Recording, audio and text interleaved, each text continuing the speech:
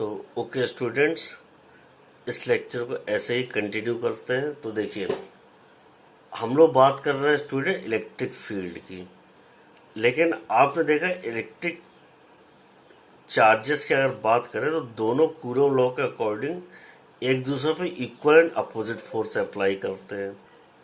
लेकिन आपको यहाँ पे फोर्स नहीं डिटेक्ट करना है, यहाँ पे आपको सिर्फ एक चार्ज जो कैपिटल क्यू के वजह से इफेक्ट जनरेट हो रहा है, केवल उसको डिटेक्ट करना है।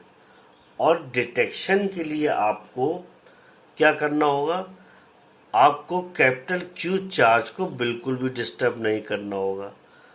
और आपको डिस्टर्ब नहीं करना है, इसका मीनिंग क्या है कि जो आपका टेस्ट चार्ज क्यू है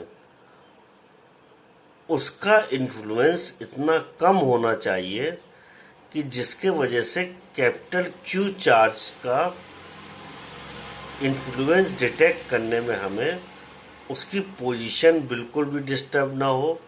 उसकी पोजीशन डिस्टर्ब नहीं होने का मीनिंग ये है स्टूडेंट्स कि जो स्मॉल क्यू चार्ज है, जो टेस्ट चार्ज है, वो क्यू को पे कोई भी इंटरेक्शन जनरेट न करे।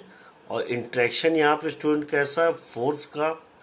तो यहाँ पे कहना मतलब स्टूडेंट देखिए, if charge Q is brought to any point around Q, meaning कि क्या है कि क्यू चार्ज का इन्फ्लुएंस हम लोग एक्यूरेटली कब अंडरस्टैंड या टेस्ट कर पाएंगे, जब जो ये क्यू चार्ज है अपनी पोजीशन, ओरिजिनल पोजीशन बिल्कुल भी डिस्टर्ब ना हो, मतलब अपनी पोजीशन पे वहीं के वहीं रहे। और टेस्ट चार्ज जब हम लोग लेके आए किसी भी पॉइंट पे अराउंड कैपिटल चार्ज क्यू, तो Q itself is bound to experience an electric force due to Q. जैसा आपने कूलम्ब्स लॉ में पढ़ा,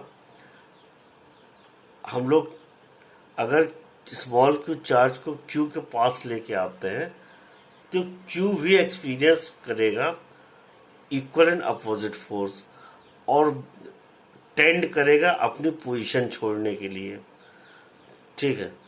लेकिन अभी आपने जाना कि हम क्यू की पोजीशन को डिस्टर्ब किए बिना अगर टेस्ट कर पा रहे हैं तो हम क्यू के इन्फ्लुएंस को एक्यूरेटली पता कर पाएंगे। और आपने कूलम्ब्स लॉ में पढ़ा है कि चार्ज की वैल्यू कोई भी हो वो equal and opposite force apply करती है। तो equal and opposite force apply करने मीनिंग क्या है, क्यू अपनी पोजीशन से मूव करने की कोशिश करेगा, टेंड टू मूव होगा। लेकिन आप नहीं चाहते कि क्यू अपनी पोजीशन से मूव हो, तो इसका एक तरीका है फाइंड आउट करने का कि सिर्फ आपको टेस्ट करना है, डिस्टर्ब नहीं करना है। तो आप एक काम कर सकते हैं, क्यू की वैल्यू इतनी नेग्लिजिबली स्मॉल ले सकते हैं कि जो क्यू की जो स्मॉल क्यू की जो इलेक्ट्रिक फील्ड है वो इतनी नेग्लिजिबल हो जाए कि इलेक्ट्रिक फील्ड और ड्यू टू चार्ज क्यू बिल्कुल भी डिस्टर्ब ना हो। तो स्टूडेंट, अगर ये कॉन्सेप्ट आपको थोड़ा टफ लगता है तो ये आपको बेसिकली थोड़ा मैथमेटिकली हम नेक्स्ट लेक्चर में समझाने की कोशिश और करेंगे। लेकिन अभी आप यहाँ पे सिर्फ इतना समझिए कि हम लोग electric field of charge Q detect करना चाह रहे हैं। और हम लोग एक्यूरेटली डिटेक्ट कब कर सकते हैं, जो सोर्स चार्ज है वो क्यू पे इतना कम फोर्स अप्लाई करे, या आप कर सकते हैं स्मॉल क्यू की हम लोग वैल्यू इतनी कम कर दें कि जो स्मॉल क्यू की वजह से कैपिटल क्यू पे लगने वाला फोर्स है वो नेग्लिजिबली स्मॉल हो जाए। तो आप देख सकते हैं इलेक्ट्रिक फील्ड फिर हम लोग कैसे डिफाइन कर सकते हैं। एक तरीके से अगर force F due to small charge Q is negligible small, but the ratio of F upon Q is finite, meaning कि स्टूडेंट ये जो आपका रेशियो एफ अपॉन क्यू है। भले ही क्यू आपका बहुत छोटा है, लेकिन ये जो वैल्यू आनी चाहिए, ये आपकी वैल्यू आएगी, फाइनाइट को एक वैल्यू आनी चाहिए। और फाइनाइट वैल्यू कैसे आएगी?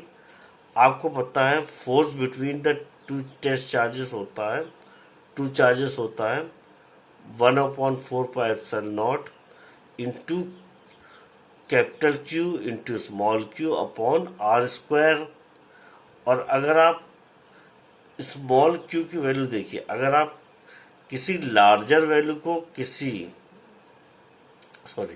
किसी स्मॉलर नंबर की वैल्यू को स्मॉलर नंबर से अगर डिवाइड कर देते हैं, या आप कह सकते हैं किसी स्मॉलर वैल्यू को किसी स्मॉलर वैल्यू से डिवाइड करते हैं, तो वो आपका फाइनाइट नंबर आता है। तो सुनिए, ये सब बेसिकली कुछ मैथमेटिकल कॉन्सेप्ट है जो आपको स्लोली स्लोली क्लियर हो जाएंगे। बस आपको इस चैप्टर में कुछ पेशेंस रखने की जरूरत है। तो देखिए, force F is negligibly small, meaning क्या? अगर आपने टेस्ट चार्ज बहुत स्मॉल ले लिया है, तो क्यू चार्ज के बीच में जो फोर्स होगा बहुत स्मॉल होगा, नेग्लिजिबली स्मॉल होगा। बट रेशियो ऑफ, अगर आप Q capital Q small Q के बीच में फोर्स फाइंड आउट करेंगे, तो कूलम लॉ से फाइंड आउट करेंगे। और ratio of force upon Q आपका फाइनाइट आएगा। क्यों? फोर्स में आप देख पा रहे हैं क्यू से पहले मल्टीप्लाई करना होगा। और अगर आप फोर्स का रेशियो लेते हैं क्यू के साथ, तो क्यू आपका क्रॉस आउट हो जाएगा, चाहे वैल्यू कोई भी हो, चाहे कितनी लार्जर हो चाहे कितनी स्मॉलर हो। तो इससे क्या होगा? फोर्स, ये जो आपकी एफ अपॉन क्यू की वैल्यू जो आ जाएगी वो फाइनाइट आ जाएगी। तो स्टूडेंट्स, आपको यहाँ कंफ्यूज नहीं होना है। क्यों? क्योंकि हम लोग इस पूरे लेक्चर में इलेक्ट्रिक फील्ड डिफाइन कर रहे हैं, ना कि हम लोग किसी अदर क्वांटिटी को डिफाइन कर रहे हैं। और अभी आपने जस्ट ऊपर डिफाइन किया है इलेक्ट्रिक फील्ड आपकी किसी, ये देखिए, आपने इलेक्ट्रिक फील्ड डिफाइन किया अभी just, the electric field due to a charge Q at a point in space में be defined as the force that a unit positive charge would experience.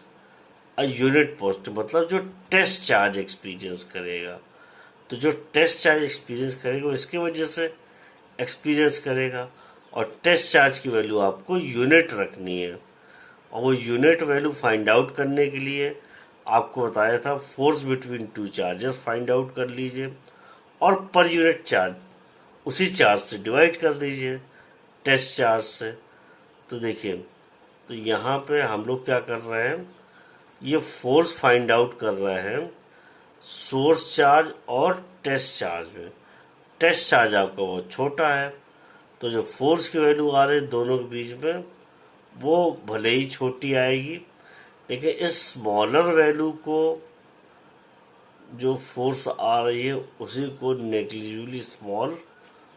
और क्या करें, अगर आप रेशियो लेते हैं एफ अपॉन क्यू, तो ये फोर्स थी आपकी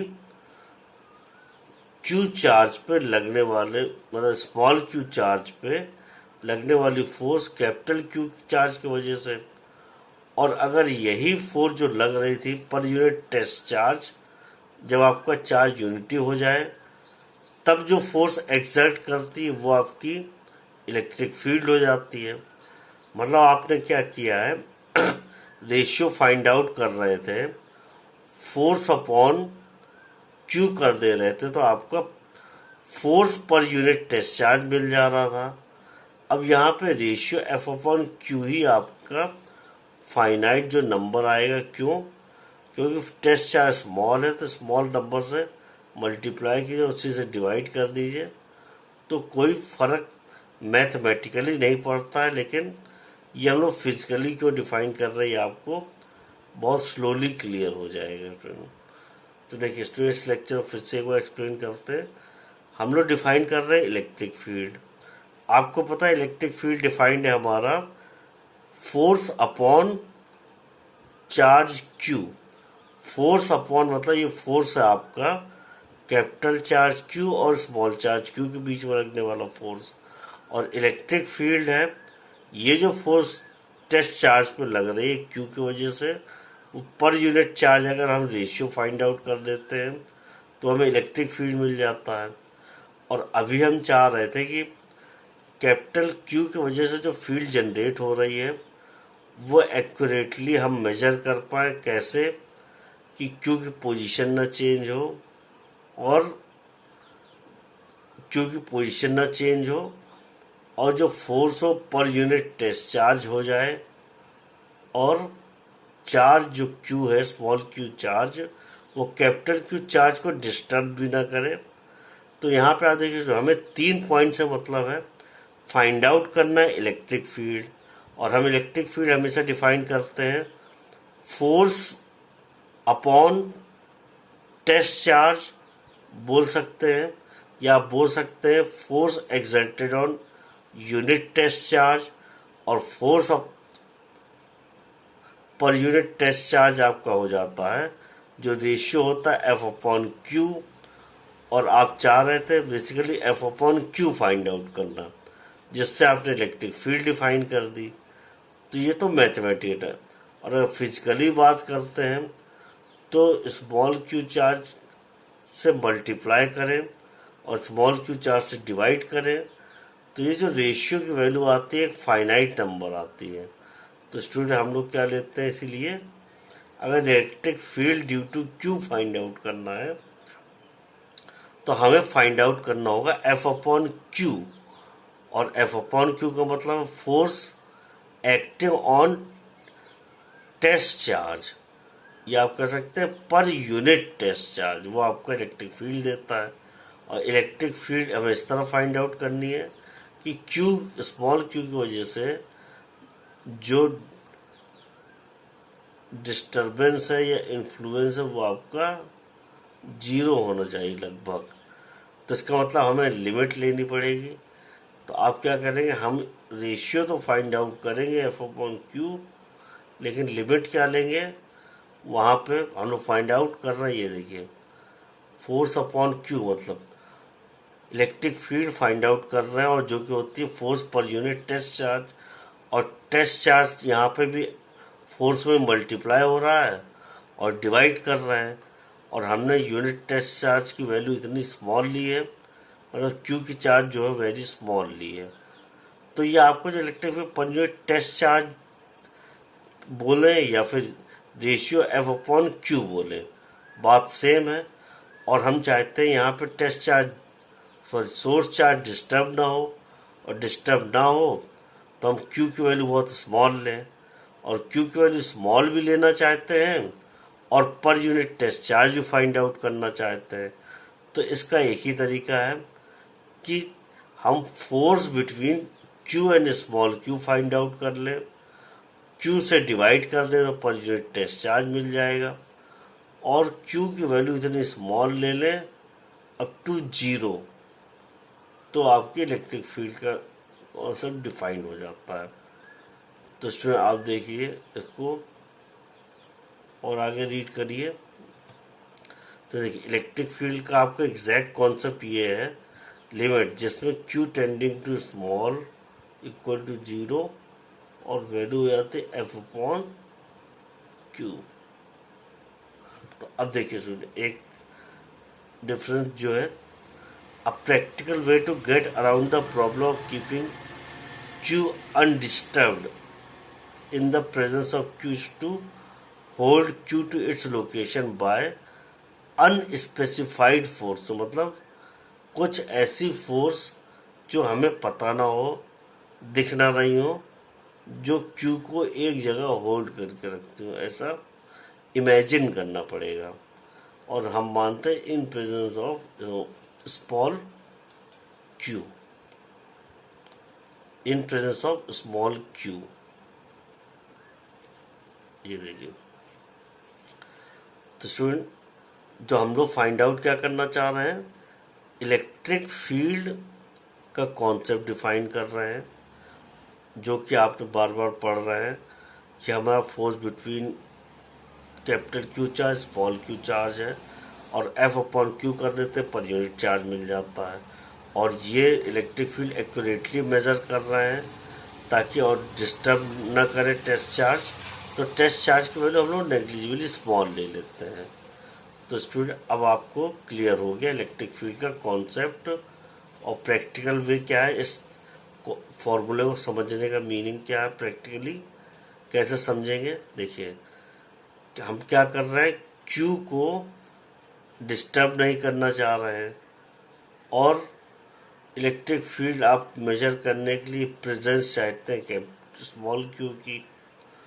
तो ये एक तरीका है कि कैसे होल्ड करती है गुड, मतलब ये इक्वेशन को गुड होल्ड कराने के लिए या प्रॉपरली सेटिस्फाई कराने के लिए हमें क्या करना पड़ेगा, क्यू को उसकी पोजीशन पे किसी अनस्पेसिफाइड फोर्सेस से रोक के रखना होगा, तभी ऐसा पॉसिबल है।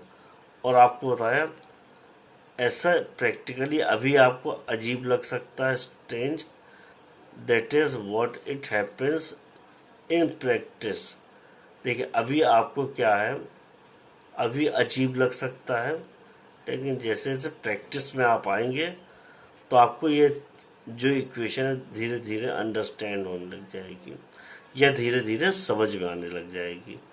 तो जब प्रैक्टिकली धीरे धीरे समझ में आने लग जाएगी तो आपको इसका बेटर माइंड में सेट हो जाएगी। तो देखिए we are consider electric force on a test charge due to charge planar sheet. तो सुन देखिए अब यहाँ पे व्हेन वी आर कंसिडरिंग, अब देखिए यहाँ पे हम क्या कंसिडर कर रहे हैं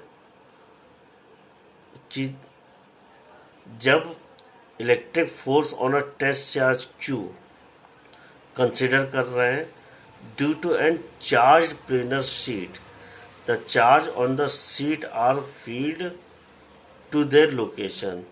तो चलिए स्टूडेंट ये वाला टॉपिक यहीं रहने देते हैं, बस आपको स्टूडेंट यहाँ तक याद रखना है कि ये जो फॉर्मूला है इलेक्ट्रिक फील्ड को डिफाइन कर रहा है, और ये एफ है आपको force between Q and capital Q, और एफ अपॉन क्यू का रेशियो डिफाइन करता है फोर्स बिटवीन या फोर्स पर यूनिट टेस्ट चार्ज, और फोर्स पर यूनिट टेस्ट चार्ज ये आपका डिफाइंड है एफ अपॉन क्यू।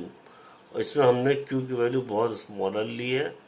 क्यू की वैल्यू बहुत स्मॉलर लेने से ये सोर्स चार्ज आपका क्यू चार्ज को इंडिपेंडेंटली लीव करके इलेक्ट्रिक फील्ड को डिफाइन कर देता है। तो चलिए स्टूडेंट अब नेक्स्ट टॉपिक जो है वो आपके रह गए हैं, वो आपको नेक्स्ट लेक्चर्स में एक्सप्लेन करेंगे।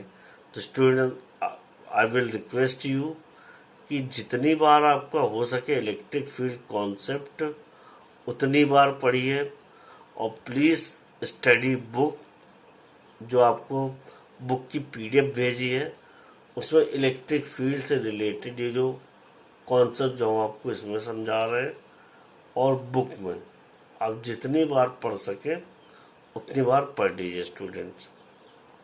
Thank you students.